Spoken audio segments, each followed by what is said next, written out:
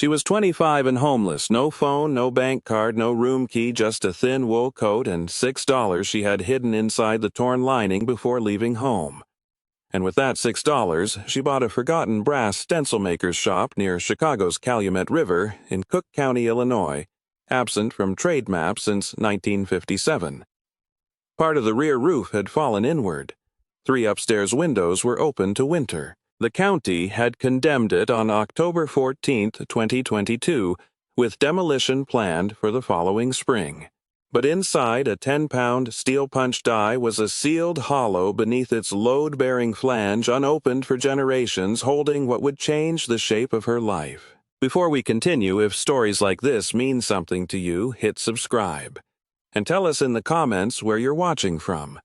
We love seeing how far these stories travel. Hazel Mercer had been cutting away her whole life without knowing it. As a girl, she learned to make herself smaller in rooms where money was short and tempers arrived before supper.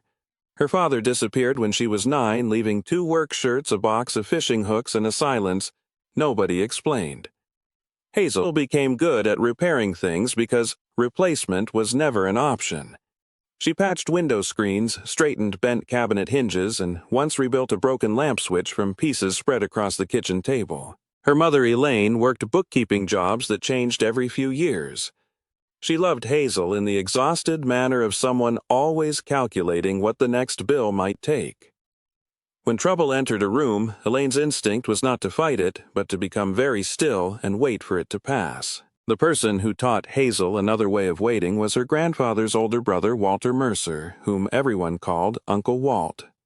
He rented a narrow workbench near the old freight sheds along the Calumet, repairing brass identification plates and shipping stencils long after most companies had changed to plastic or adhesive labels. Every Saturday morning he let Hazel sit beside him while he flattened thin brass sheets over a steel block, pasted paper letters to the metal, and tapped narrow punches around their outlines. He showed her how to leave bridges inside an O, a P, or a 0 so the center did not fall away, and how to fold a smooth hem along the edge so a dock worker could drag a paintbrush across the stencil without slicing his palm. At noon, they ate rye bread with mustard from wax paper while freight horns carried over the river. Walt had one sentence he repeated whenever her cuts wandered from the penciled line. "A clean opening is not an absence, Hazel. It is where the mark gets through." She did not fully understand it then. She only understood that he never raised his voice when her hand slipped. He died during a January freeze when Hazel was 19. By the time she reached his rented room, the landlord had emptied it. The small hammers, punches, brass alphabets, notebooks, and a silver-handled chasing hammer Walt had once promised to her were gone into an estate sale she had never been told about. Hazel carried home only a tobacco tin of bent stencil bridges she found behind the bench. 6 years later, she was living with Darren Pike in a 2-room apartment west of Cicero. Darren did not need to strike her to make the rooms dangerous. He checked grocery receipts against the bank statement, chose which friends were bad influences, and asked for explanations whenever she returned 10 minutes late. He borrowed her credit card for 1 weekend and kept it for 4 months. When gambling losses arrived, he began selling small things from the apartment and calling it temporary. Hazel's camera went first, then her sewing machine. Her phone disappeared after she changed the lock code. She kept $6 folded inside the lining of her coat because Walt had once told her never to store every useful thing in the same place. On November 3, rain froze along the outside fire escape. Hazel came home and found her suitcase open on the floor, its contents arranged in 2 damp grocery bags. Darren stood beside the kitchen table with her bank card beneath his thumb. Elaine sat in the only chair, having come because Darren said Hazel was unstable and needed someone reasonable present. Darren pushed the coat toward her. "Take your coat and get out before dawn." Hazel looked at her mother. Elaine lowered her eyes and began smoothing an old receipt flat against her knee. That was the betrayal. Hazel remembered afterward more clearly than Darren's voice or the locked door behind her, her mother's thumbnail moving over one crease then another, while Hazel stepped into freezing rain carrying nothing but the coat and 2 bags. At the corner, she threw away one bag because its paper handles dissolved in the water. Inside the other were socks, a sweater, Walt's tobacco tin, and a library card. For 6 weeks, she moved in diminishing circles around Chicago. The first 3 nights, she slept upright in the waiting room at Union Station until security began recognizing her coat. She rode the Blue Line west at closing hours, warming her hands under her arms, then spent 2 nights behind a laundromat near Forest Park, where a dryer vent breathed warm, lint-scented air against the brick. She had $6 at first. A cup of coffee near Ogilvy cost her $1.40. A day-old roll took another 75. She walked to Berwyn because the train fare had begun to feel extravagant and slept beneath the covered entrance of a church whose custodian arrived before sunrise and left a folded blanket without asking her name. By Thanksgiving, she had $3.11. In Cicero, she found temporary warmth in a 24-hour bus shelter until the wind changed. Near Pilsen, she slept one night in the stairwell of an unfinished building and woke with powdered plaster in her hair. Another night, she sat behind the radiator inside a hospital emergency lobby pretending to wait for someone until a nurse placed 2 crackers beside her without comment. Hazel never called Darren. She had no number memorized except her mother's, and each time she considered using a borrowed telephone, she pictured that receipt being flattened against Elaine's knee. Her money fell to $1.36, then 86 cents. She stopped buying coffee. She learned which public buildings opened earliest and which washrooms had outlets near the sinks. The library became less a refuge than a structure for continuing heat-water tables, newspapers, and hours, during which nobody required her to explain why she was still there. On December 17 at the Harold Washington Library Center, Hazel was turning pages of a county surplus bulletin left beside the reference computers when one advertisement stopped her hand. Cook County tax-forfeited structure.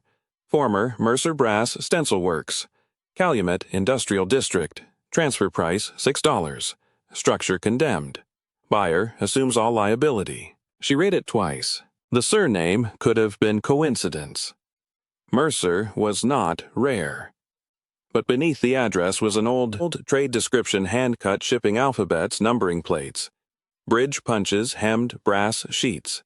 Hazel knew those words. She carried the bulletin to the reference desk and asked for city directories. 3 volumes later, she found Walter Mercer's name associated with a stencil repair room on the same block during the 1970s. Earlier entries carried another Mercer name. She had never heard Elias Mercer's stencil cutter. She sat very still. Then she opened the seam inside her coat. The $6 were still there, folded behind 2 loose stitches. She had stopped counting them as money weeks ago. They had become a private proof that something in her life remained beyond another person's reach. The county office closed at 4:30. It was already after 3. Hazel returned the directory-tucked Waltz tobacco tin into the safest pocket of her coat and walked out beneath the library's stone arch into air cold enough to make each breath visible. For the first time in 6 weeks, she was not looking for somewhere to sleep. She was looking for the place that had been waiting for her. Hazel missed the county office by 11 minutes. The next morning, she used the last coins outside the $6 fold for a bus south, then walked until the sidewalks thinned into industrial frontage roads bordered by chain-link fence and dead weeds glazed with frost. A freight driver told her the parcel lay farther east than the map suggested. By dusk, she had covered nearly 9 miles, and with the temperature at 19 degrees Fahrenheit, she crawled into an abandoned hay barn behind a boarded produce warehouse, pulling loose straw over her legs and sleeping in 20-minute pieces whenever the cold released her. Morning came gray over the Calumet. The nearest neighborhood was a narrow remnant of old South Deering, where commerce survived in buildings that seemed to lean toward one another for company. Hazel passed Marconi Bakery with steamed windows, Lasker Hardware beneath a faded red awning, South Shore Shoe Repair with 3 pairs of boots in the display, Doris Bell's Harbor Cafe, and Sturgis Pharmacy, whose clock above the door ran 7 minutes slow. She did not enter any of them. The $6 inside her coat had become more important than hunger. The county satellite clerk's office occupied half of a former savings bank beside a municipal garage. Its marble floor had been covered with gray vinyl squares, but an old brass night deposit slot remained in the wall. Hazel stepped inside at 8:07. Behind the counter sat a woman with white hair cut square at the jaw and 1 silver thimble on her left index finger, apparently protecting a split nail. The nameplate beside her keyboard read, Margaret Klein Property Transfers. Hazel placed the folded bulletin on the counter. I came about this. Margaret read the parcel number, then looked at Hazel's coat, her canvas grocery bag, and the damp salt line around her shoes. Identification. Hazel still had a state ID in the tobacco tin. Margaret studied it and looked at her again. You understand the building has no occupancy certificate? Yes, ma'am. You understand the county will not repair it? Yes, ma'am. You understand there may be liens for utility abandonment? Yes, ma'am. You understand demolition becomes your responsibility once title transfers? Yes, ma'am. Margaret folded her hands. Most people stop me after the second warning. Hazel did not answer. The clerk disappeared through a steel door and returned carrying a thin brown file. She spread 3 forms beneath the fluorescent light, marked 2 signature lines with a pencil, and produced an old brass date stamp, whose handle had been polished nearly black by decades of palms. The $6 fee had to be exact. Hazel opened the coat seam with a borrowed letter opener and unfolded the bills. Margaret watched without comment as Hazel smoothed them flat. The stamp came down once.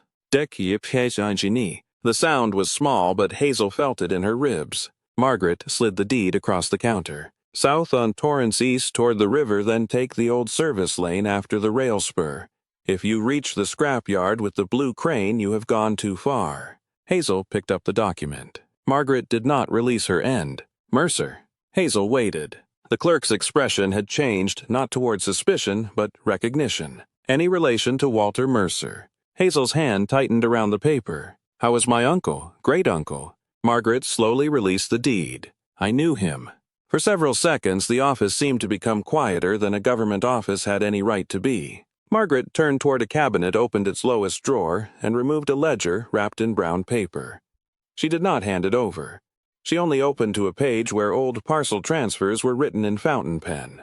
Walter came in here every January for years, paid the delinquent assessment on that place even though it was not in his name. Why? He said somebody ought to keep the county from erasing it before the right person could get there. Hazel looked down at the deed. Did he own it? No. According to this, the last private title holder was Elias Mercer. Walter never proved succession. He just kept the taxes from becoming large enough to trigger seizure. Margaret touched one line with her thimble. The county took it after Walter died and nobody answered the notices. Hazel swallowed. Did he ever mention me? Margaret closed the ledger. He never mentioned a name. That answer hurt less than a kinder invention would have. The clerk reached beneath the counter and handed Hazel a county plat photocopy. He did say the Mercers made letters that survived rain. Hazel folded the map carefully and put it beside the deed inside her coat. Outside, the cold had sharpened. She followed Torrance Avenue south past warehouses and fenced lots where snow had collected in oily ridges. Freight cars stood motionless beyond the road.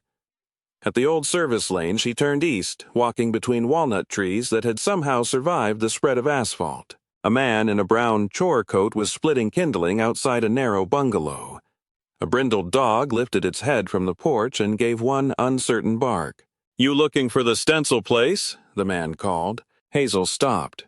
"Yes." He rested both hands on the axe handle. "Then you are nearly there." The dog came halfway down the steps, sniffed the air, and decided she was not worth further alarm.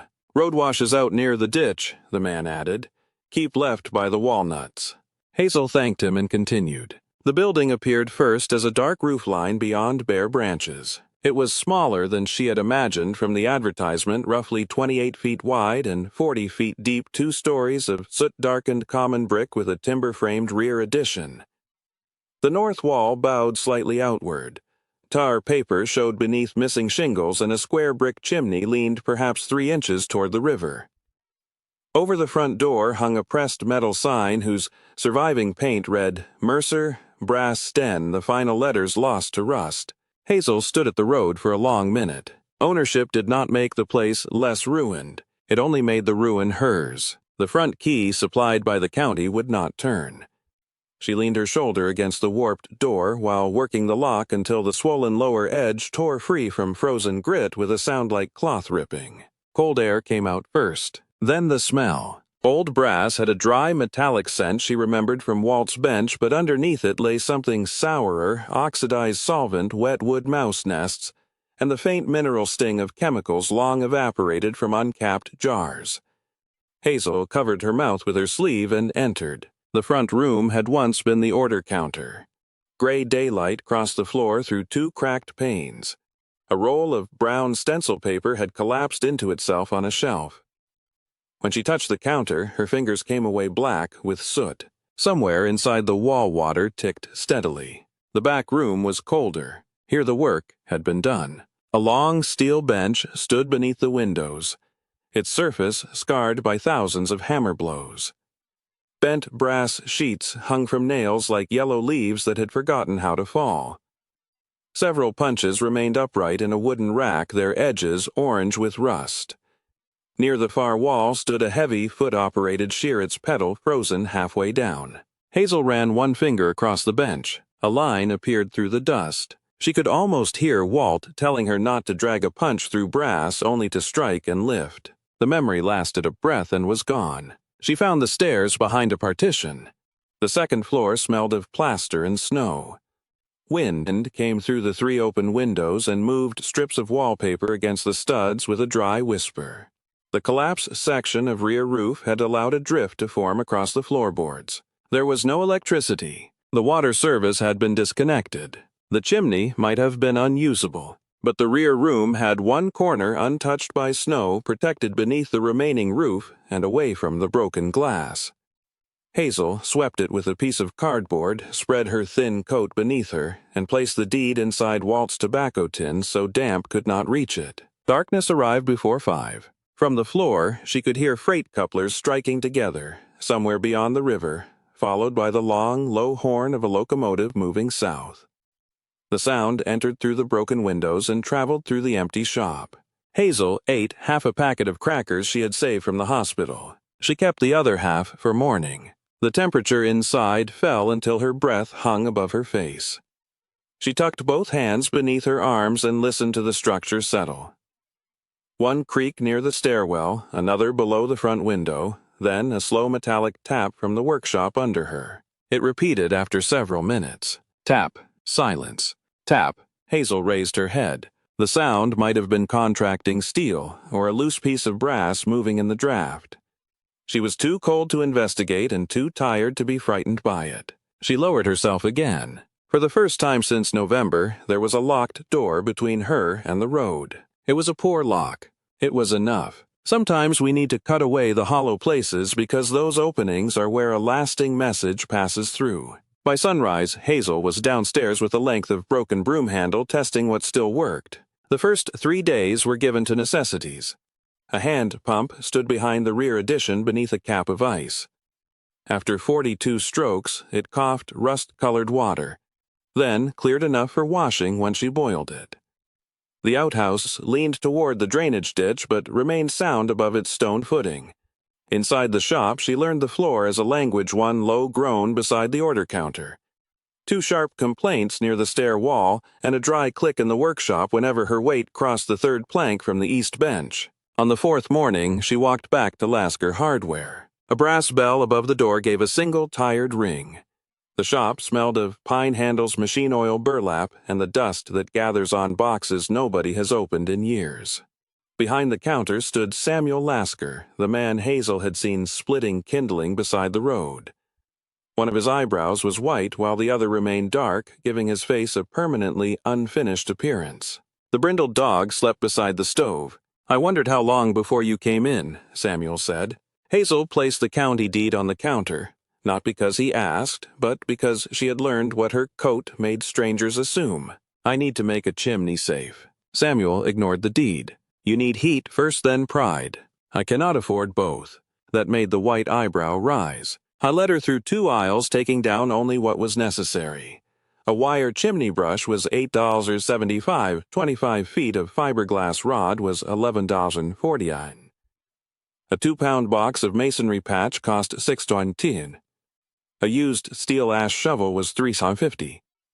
Work gloves from a discontinued line were $4.10. Hazel added the numbers in her head and stopped. "I have no money today." Samuel rested one hand on the counter. "Then why are we pricing it?" "So I know what I cannot buy." He looked toward the deed now. "Open an account." Hazel almost laughed, but Samuel's expression did not change. I have no job. You have a building. It is condemned. So is my first truck. I do not know when I can pay you. Neither do I. He opened a ruled ledger and wrote Mercer Stencil Works across the top of a clean page. 30 days. Hazel shook her head. 60. I cannot promise. Good. Promises make poor collateral. He drew a line beneath the name and slid a thin paperback across the counter. The cover read, Home Repair for Old Masonry and Timber, 1978 edition. No charge. My father wrote notes in the margins. Ignore everything he says about electricity. Hazel carried the supplies home against her chest. The chimney took most of that day and half the next. She first disconnected the rusted stovepipe from a small cast-iron heater in the workroom, stuffed a damp rag into the opening, then climbed to the roof through the upstairs collapse rather than trusting the exterior ladder. From the ridge, she lowered the 6-inch wire brush one fiberglass section at a time, twisting clockwise so the rods would not unthread inside the flue. The first pass produced almost nothing. The second dropped a black sheet of creosote into the firebox. By the fifth, the soot was falling heavily enough that Hazel could hear it striking the iron below like dry sand. She worked for 3 hours, climbed down, shoveled out the debris, then climbed back up and repeated the process until the brush moved through without catching. Her shoulders burned. The gloves split at one thumb. Near sunset, she held a small mirror beneath the cleanout and saw a pale square of sky far above. The following morning, she patched 2 mortar gaps where daylight showed around the thimble, waited 6 hours, and tested the draft with a twisted strip of newspaper. The flame leaned inward. Only then did she build a fire. She began with walnut twigs, added 2 pieces of split maple. Samuel had tied to the hardware bundle and watched smoke climb cleanly into the pipe. The iron stove ticked as it warmed. Frost on the nearest window softened, ran downward, and gathered on the sill. Hazel heated a dented saucepan of water stirred in oatmeal. Doris from the cafe had slipped into her bag when she passed that morning and added half an apple bruised along one side. She ate sitting on an overturned stencil crate. The meal was plain enough to disappear from anyone else's memory. Hazel remembered every spoonful. That afternoon she began sorting the workshop. She worked slowly because Walt had taught her that a neglected tool could still cut flesh as readily as a cared-for one.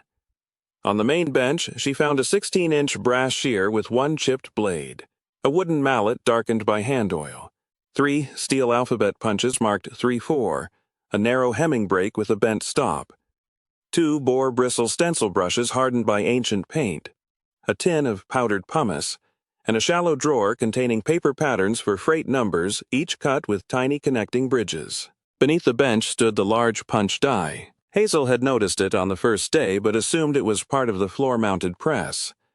It was a squat block of dark tool steel, roughly 10 pounds, with a broad flange and a cylindrical striking head scarred by generations of hammering. A narrow, double punch projected from its underside, shaped to cut paired slots without severing the bridge between them. She lifted it, then stopped. 10 pounds should not have felt like this. The object had mass, but not the dead certainty of solid steel. Its balance sat too high. When she tilted it toward her, something inside seemed to shift by less than a quarter inch. Hazel set it on the bench. She tapped the flange with the wooden mallet. The steel answered with a compact ring. She tapped the striking head. A lower note. Then she struck the underside near the shoulder. Hollow. Hazel waited, mallet still raised. She tried again. Solid at the edge. Hollow at the center. Walt used to test old castings by sound before trusting them under a press. He would suspend a piece, loosely strike once, and listen for cracks hidden beneath scale. Hazel had not performed the test in years, but her hands remembered before her mind did. She cleaned the die with kerosene from a sealed maintenance can and a square of cotton rag. Under the grease around the lower flange appeared a line too precise to be a casting seam. A circle. She carried the die closer to the window. In the center of its underside sat a steel disc no wider than a silver dollar, darkened to match the surrounding metal. Around its edge was a nearly invisible gap packed with black wax. Hazel picked at the wax with a sewing needle from the repair manual's binding pocket. The disc did not move. She warmed the underside near the stove for 20 minutes, not enough to temper the steel, only enough to soften whatever had sealed the joint. Then she pressed the point of a narrow punch into a tiny recess she had mistaken for corrosion.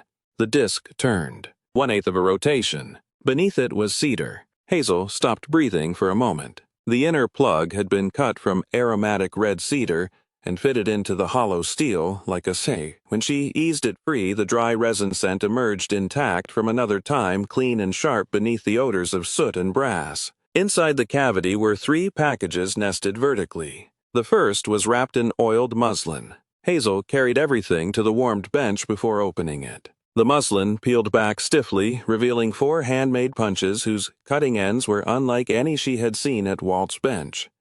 Each had paired cutting faces joined by narrow shoulders so the stroke could form the boundary of a letter while leaving its bridge untouched.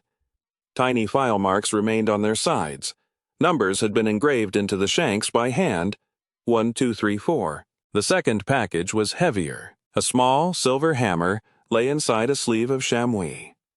Its head was scarcely 4 ounces polished bright beneath tarnish, the handle wrapped in dark rayskin and bound with fine brass wire.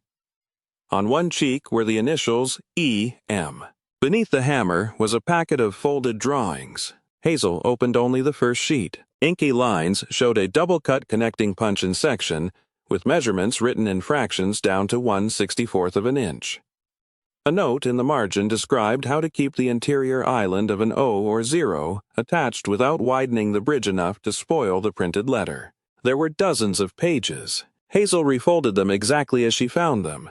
The third package was a rectangular tin box tied twice with linen tape. She untied the knots instead of cutting them. Inside lay money. Not a stack from one year or one source, but a careful accumulation. Paper currency rested between waxed sheets. Beneath it were rolls and cloth bags labeled in pencil. Hazel counted at the bench, then counted again on the floor because she did not trust the first result. There were old silver dollars, including Morgan dollars, worn nearly smooth at Liberty's hair. There were Walking Liberty half-dollars, Mercury dimes, and rolls of Washington quarters. Between them lay paper notes preserved flat from decades when cash had passed through freight offices, cafes, repair counters, and workers' hands before reaching this room. The total was 41,200. Hazel wrote the figure on the back of an obsolete order form. Then she counted again. 41,300.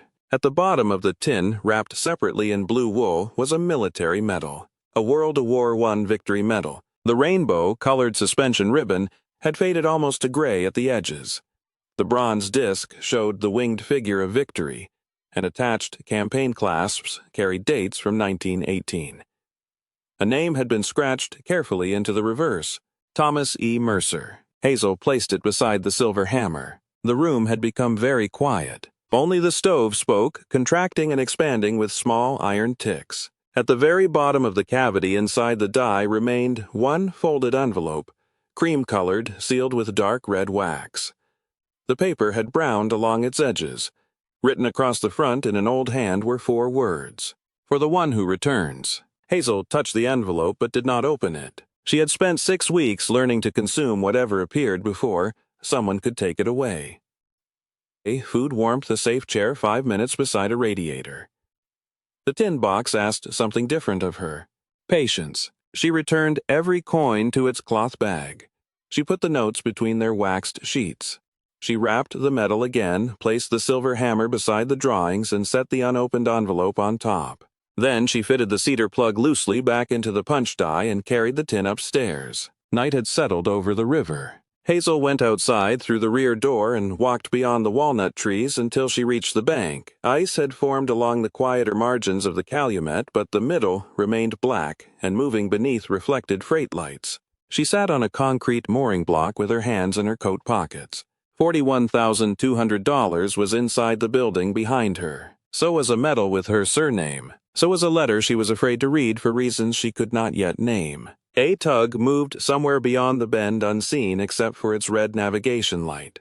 The river accepted the wake lifted once against the ice and settled. Hazel remained there until her feet were numb. She did not make plans. She did not calculate what the money could buy. She watched the dark water continue past everything built beside it. Sometimes we need to cut away the hollow places because those openings are where a lasting message passes through. Morning entered through the broken panes as a thin blue light. Hazel built the stove before touching the envelope. When the room had warmed enough for her fingers to stop trembling, she carried it to the workbench and turned it over. The handwriting on the front leaned slightly forward, each capital cut with a flat top.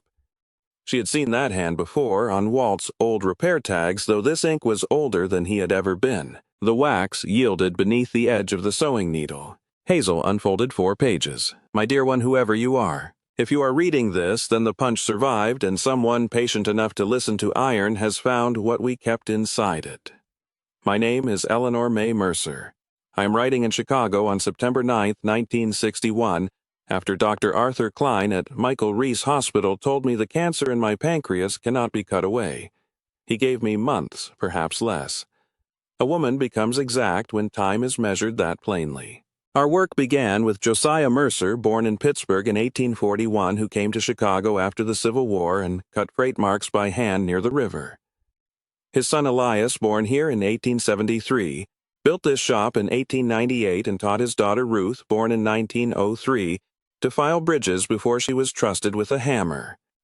Ruth's son Walter, born in 1921, carried the repair work after the larger orders disappeared. 4 generations, 4 sets of hands, each leaving enough metal uncut so the center would remain. The trade closed here on June 14, 1957. Since then, these rooms have held more than 30 years of silence in my imagination, though I cannot know how long they will truly stand before you arrive. My brother Thomas left this shop for France in 1917 and never worked this bench again. He came home from the Great War with lungs damaged by gas and died young. His victory medal is with this letter because medals belong near the tools a person meant to return to. If you intend to cut brass, begin with sheet no thicker than .01 inch until your wrist learns the blow. Anneal stubborn brass only to a dull red, roughly 900 degrees Fahrenheit, then let it air cool. For paste patterns, mix 1 part hide glue to 3 parts warm water and give it 10 minutes before laying paper. When hemming an edge, turn 1/8 inch first, flatten it, then fold once more. Never strike a bridge punch twice unless you are certain the first blow failed. The drawings are for paired cutters. Elias and I refined so the inside of an OAD, or a 0, remains connected. Do not sharpen them to a knife edge. Leave the smallest land you can see. A tool that is too sharp dies quickly. The money was saved from work, not speculation. Freight companies paid in cash. Repair customers paid in coins. We kept what we could because machinery was changing and we knew skill could vanish faster than property. Use it for shelter to tools, medicine, or time. Do not use it to prove anything to anyone. Inheritance is not having what belonged to the dead. It is accepting the unfinished work without pretending they completed it for you. Behind the back door, 7 paces toward the river, there is a walnut stake marked with 3 cuts. It marks the first line Elias used when he squared the shop. If the tree has swallowed it, leave it there. Some measurements deserved to become part of what they measured. There is a small brass oil lamp in the cabinet beneath the pattern drawers. Ruth used it when winter storms took the electric line.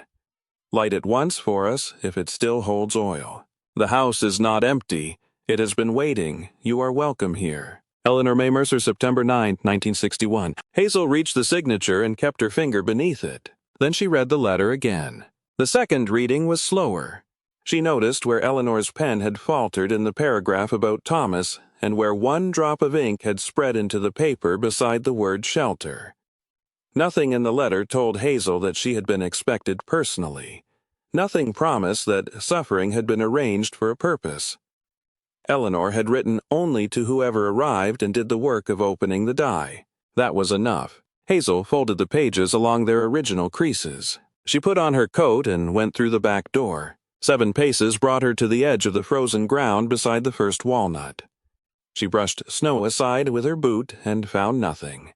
On the 8th pace, she saw a dark irregularity where the roots had lifted the soil. She knelt. A length of old walnut no thicker than 2 fingers had been almost consumed by the living tree. 3 shallow knife marks remained visible on one side. The trunk had grown around the stake, until wood planted by one generation had become enclosed by wood grown in another. Hazel did not pull it free. She touched the 3 cuts once and stood. Back inside, she opened the cabinet beneath the pattern drawers. The brass lamp was there. Its reservoir was black with tarnish, one hinge stiff, the chimney smoked, nearly opaque. She cleaned the glass with newspaper, trimmed the carbon from the cotton wick, and found half an inch of old kerosene sealed beneath the cap. She struck a match. The wick caught reluctantly. Then a small amber flame stood upright. Hazel placed Eleanor's letter beside it. The light was weaker than the winter morning, but warmer. Over the next 2 days, people arrived without calling what they did charity. Margaret Klein came from the county office, carrying a manila envelope, and said she had found an old inspection map that might help with the roof. She left before Hazel could make coffee. Samuel Lasker added a pry bar, roofing nails, and 2 rolls of felt to the hardware account.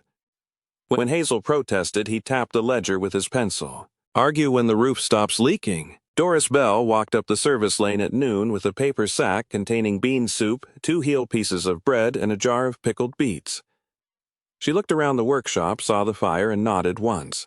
"Bring the jar back eventually." That evening, Hazel set the empty bowl beside the brass lamp and understood how easily a life could turn upon things too small to enter anybody's record: a blanket beneath a church awning, crackers beside a hospital radiator, credit written in a hardware ledger, soup carried down a winter road. Before we go farther, think of one small kindness someone once gave you when they had no obligation to help.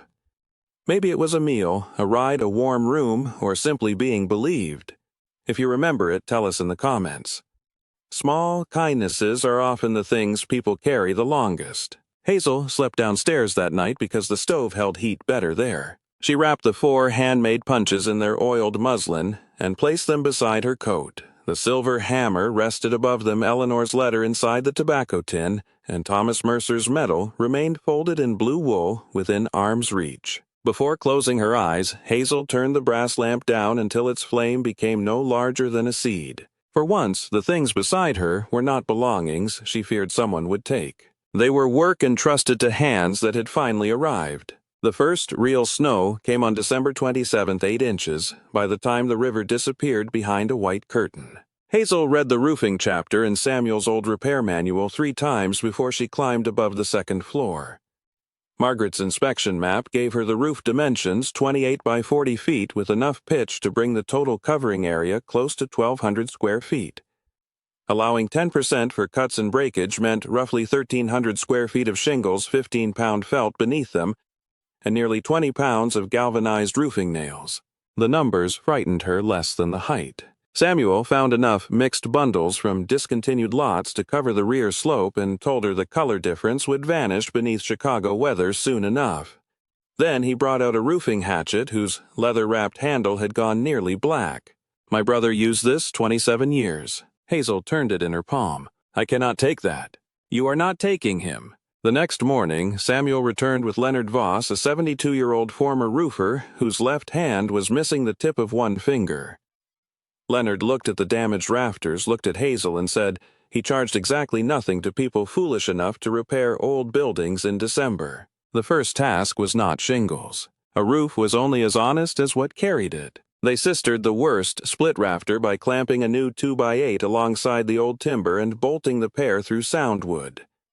Leonard showed Hazel how to pull a chalk line straight across a crooked roof without forcing the structure to pretend it had never settled. "Follow the building," he said. "Do not punish it." Hazel stripped rotted shingles, laid felt, and learned Leonard's 3-stroke method with the hatchet set the nail, lightly drive it nearly home, then finish flush without crushing the shingle. On the 5th day, Leonard pointed with his good hand. "That nail's proud." Hazel reached for the hatchet. "Pull it." She did. 11 days after they began, the last ridge shingle went down under a sky the color of pewter. Hazel stood on the ladder while Leonard inspected the line from the ground. The roof was not perfectly straight because the shop was not perfectly straight, but the torn opening above the rear room was gone. By mid-December's old trade calendar, as Leonard insisted on calling the season even though the date had crossed, Christmas snow could fall without entering the building. That night, Hazel woke during sleet and listened. Nothing dripped. January exposed what the first fire had only hidden. The chimney bricks above the roofline were spalling their outer faces, breaking into thin red scales. Mortar powdered beneath Hazel's fingertip. A hard freeze followed by thaw had opened joints around the upper courses, and one brick shifted when she pressed it. She stopped using the stove until it was repaired. Leonard refused roof work after New Year's, but knew masonry well enough to stand below and criticize. Samuel supplied hydraulic lime-washed sand and fire clay. Near the hotter throat of the flue, Hazel mixed 1 part fire clay to 3 parts hydraulic lime mortar, keeping the batches small enough that nothing stiffened in the bucket before she placed it. For 3 weeks she worked whenever the temperature climbed into the 20s Fahrenheit. She raked loose mortar from the joints to a depth of roughly 3/4 of an inch, misted the brick so it would not steal water from the new mix. Then packed the joints with a narrow pointing trowel. Every 15 minutes her bare fingers went numb despite the wool gloves she removed for the finest work. She would climb down, warm her hands beside a kerosene heater Samuel loaned her, then return before comfort became an excuse. The worst 6 bricks were replaced one at a time. Hazel learned to support what remained instead of dismantling more than necessary. On the January 29th, she waited until dusk for the test fire. She rolled newspaper loosely in the firebox, added walnut kindling, then 2 maple splits. Leonard stood outside watching the chimney while Samuel watched the pipe joint from inside. The flame rose. Smoke moved upward without hesitation. Outside, Leonard took off his cap, stared at the clean plume for a moment, and put the cap back on. Draws clean. Hazel sat beside the stove until midnight, feeling heat enter brick that had been cold for years. Once the chimney was safe, the floors became impossible to ignore. The white pine planks were wide, some nearly 11 inches, fastened with hand-cut rosehead nails whose uneven heads caught the winter light. Hazel drove each proud nail below the surface with a setting punch before renting a random orbit sander from Samuel for $14 a day. So began at 80 grit. The machine pulled against her arms and filled the room with the smell of old resin. The first pass removed soot and surface splinters, but left the deeper history intact. She vacuumed every seam before moving to 120 grit, then finished at 220, careful not to soften the edges until the boards looked machine-made. The color surprised her. What had appeared nearly black under grime opened first to dark honey, then deepened toward mahogany, wherever old oil had penetrated around the nail heads. She rubbed the first oil coat in with lint-free cloth, waited overnight, gave the floor a second, then a third. Afterward, she barred herself from the room for the full 48-hour cure, though impatience made her test the edge with one fingertip twice. There was one morning when she did none of it. She woke before dawn with her chest tight and hands unwilling to begin. Nothing had broken. No bill had arrived. There was simply a heaviness that made every tool seem farther away than it was. Hazel walked to the river instead. A great blue heron stood among reeds where black water remained open between plates of ice. The bird did not hunt. It scarcely moved. For nearly an hour, Hazel watched it hold its place against the wind. She returned to the shop at noon, reheated soup, and did no work that day. The floor waited. The following morning, she began the final room. By February, daylight had become the next repair. The shop had 8 windows. 3 had no glass at all. 4 held cracked panes patched with cardboard or brittle tape. The 8th contained one wavy original pane stamped in a corner by an old glassmaker's mark and dated in the property survey to 1788, salvaged from an earlier building and reused when Elias constructed the shop. Hazel decided that pane would remain exactly where it was. Samuel taught her to cut replacement glass 1/16 of an inch smaller than the opening. She scraped each rabbet clean, laid a thin bedding of Diap 33 glazing putty, pressed the pane gently into place, and set glazing points without letting the steel tool touch the glass. A second rope of putty went around the perimeter. Then she drew the putty knife in one deliberate stroke, so the bevel shed water toward the exterior. The sash cords took longer. The old cotton had rotted inside the weight pockets. Hazel replaced it with 1/4-inch cotton sash cord, tied each counterweight with a figure-8 knot, and listened for the cast-iron weights moving freely inside the wall before reinstalling the sash. 7 windows taught her patience. The 8th tested it. A replacement pane cracked beneath her palm because one corner of the rabbet sat high. Hazel closed her eyes, removed the broken glass, shaved the wood flat, and began again. By the time she set the last glazing point, afternoon sunlight reached clear across the workshop and struck the brass scraps on the east bench. Outside, a chickadee landed on a bare walnut branch almost level with the window. It cocked its head toward Hazel. She remained motionless with the putty knife in her hand until the bird flew. Then she smoothed the final bead. The walls waited until the windows could keep weather outside. Behind the loose finish coat, Hazel found the original horsehair plaster, gripping hand-split oak lath, each narrow strip irregular from the draw knife. She tried 3 patches beside the chimney and lost all 3. The first dried too quickly and curled at the edge. The second cracked overnight. The third released from the lath in one flat piece and struck the floor while she was eating breakfast. Samuel brought an old cloth bag from his storeroom. My father saved horsehair because he saved everything. Hazel soaked the hair, teased it apart, and mixed it into lime plaster until the strands disappeared through the mortar instead of gathering in knots. She pressed a scored scratch coat through the lath and left the ridges rough. Over that came a 3/8-inch brown coat which she allowed 72 hours to cure before touching it again. The final finish coat went on only 1/8 inch thick. Near the chimney, she feathered the new plaster into the old with a damp steel trowel. "These patches will hold another 100 years. She said it quietly, then laughed once because nobody was there to challenge the arithmetic. By then, the service lane had learned her name. Doris Bell began leaving paper bags on the doorstep before opening the cafe. Hazel could recognize her work by the tight double fold across the top and the blue, grease pencil date written on one corner.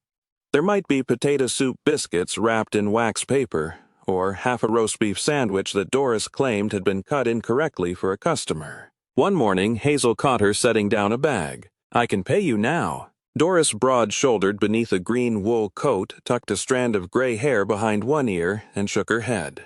"In candles when the shop reopens." Then she walked back toward the cafe before Hazel could negotiate. Caleb arrived in February on a red Schwinn with rust along the rear fender. He was lanky, quiet, and carried a splitting maul across the handlebars in a manner that looked unsafe but practiced. Without introduction, he began working through the walnut rounds Samuel had left near the back wall. Hazel came outside. "Samuel send you." Caleb shook his head. "My mother said, about your grandfather. He would not take money." He split enough stove wood for 3 weeks, stacked it bark side upward against the shed, then rode away with the maul balanced across his shoulders. Reverend Boyd passed every morning at 7:20, a thin man in a charcoal overcoat polished shiny at both elbows. He never crossed the gate unless invited. He simply tipped his brown felt hat as Hazel worked. On the coldest mornings he stopped. "Keep her warm, Lord." 4 words. Then he continued toward the church. None of them asked what Hazel had found in the punch die. No one asked what she had escaped. Their restraint became another kind of shelter. Hazel postponed the cellar until February 11. The door beneath the back stair had swollen in its frame, and when it finally opened, the hinges gave a long iron complaint. 7 granite steps descended to a 12 by 15-foot room floored with fieldstone. The air was dry, unexpectedly so, with a mineral smell and traces of coal dust along the north wall. At the center lay one dressed granite slab unlike the surrounding stones. A small mark had been carved into its face, 2 linked stencil bridges forming an open oval. The old Mercer craft symbol that appeared in miniature on several of Eleanor's drawings. Hazel knelt beside it. The slab had lifting notches at both ends. She did not lift it. There was enough in her life already that had been opened before she understood what opening required. On her way back upstairs, something beneath the 3rd granite step caught the lantern light. On the awake box had been wedged into a recess behind the riser. It was no larger than a cigar case. Inside lay a single brass key. The bow had been filed into the same open oval stencil symbol carved into the slab. Under the key was a tintype. A young woman stood outside the shop in summer light, one hand resting against the brick and the other holding a narrow stencil punch. Her dress was high-collared, her hair pinned tightly at the back. Hazel stared at the face. The nose was hers. So was the uneven lift of the left eyebrow. On the reverse, scratched into the blackened plate, were the words, Ruth Mercer, daughter of Elias, age 25, summer of 1903. Hazel carried the photograph upstairs. The brass key went onto the mantel beside Eleanor's lamp. She tried it in nothing. For the rest of winter, it remained there, catching the firelight without offering an answer. Snow withdrew unevenly in March, first from the road, then from the south wall, then from the dark circles beneath the walnut trees. By April, the creak beyond the rail spur ran loud enough to hear from the back door. The walnuts lengthened pale green catkins, and the workroom windows stayed open for an hour at midday. Hazel cleaned the old hemming brake and sharpened one ordinary punch, but she did not begin the full craft that spring. Eleanor's drawings deserved better than eagerness. Hazel decided she would spend 1 coin on new brass and practice only on small samples, straight cuts, corners, bridges the inside curve of an O. She would learn where her wrist tired and where the hammer needed less force than instinct suggested. The silver hammer remained wrapped. The 4 paired cutters remained oiled. Some inheritances asked first to be preserved, then understood, and only afterward used. The house was patient, so was she. 2 winters later, in December 2024, Hazel completed her first full stencil. It was not decorative and not made for display. A boat repair yard along the Calumet needed a reusable marking plate for wooden shipping crates.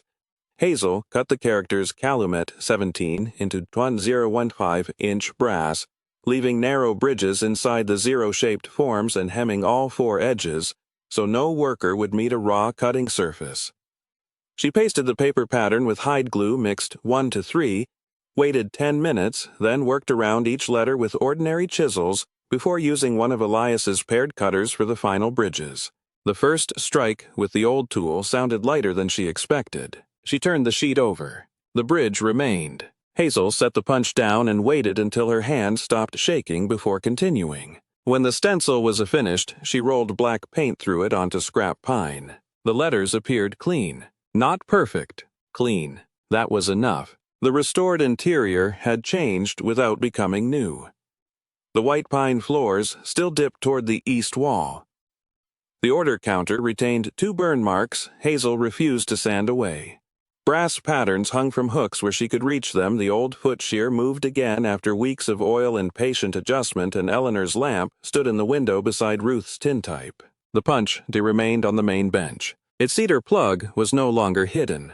Hazel wanted anyone who someday inherited the room to understand that secrecy had already done its work. The brass key took longer. During the summer of 2024, while trimming suckers from the oldest walnut behind the shop, Hazel found a rectangular brass plate almost swallowed by bark, roughly 4 feet above the ground.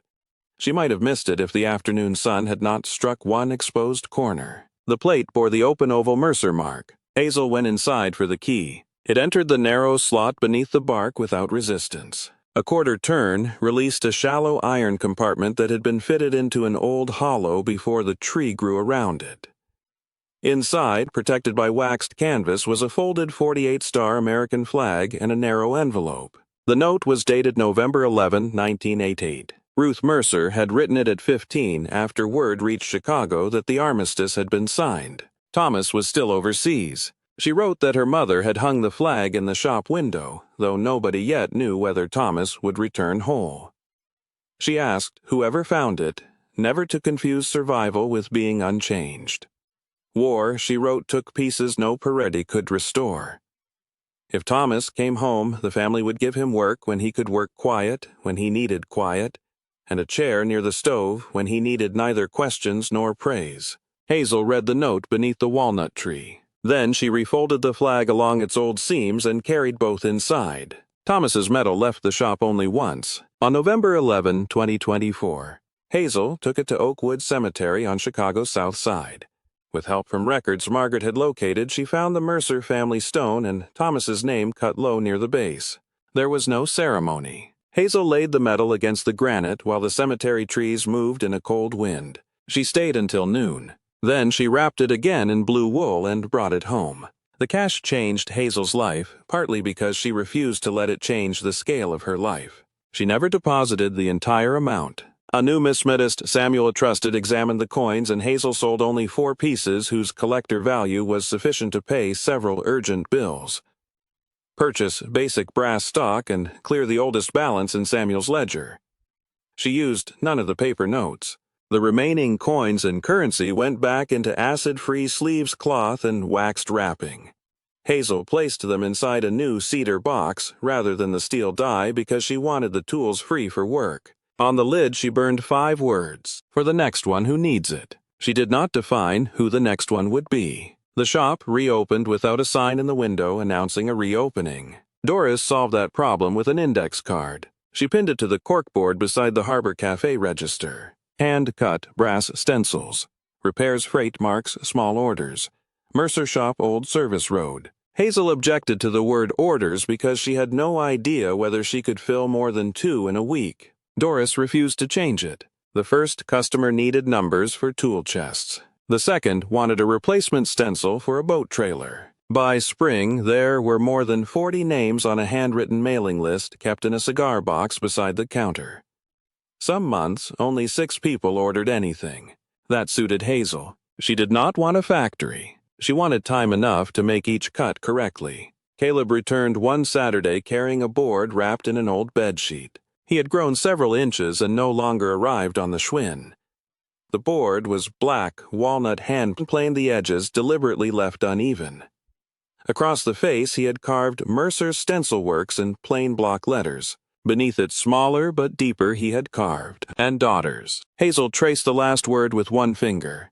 There were no daughters in the business name. Caleb leaned the sign against the workbench. Should have been.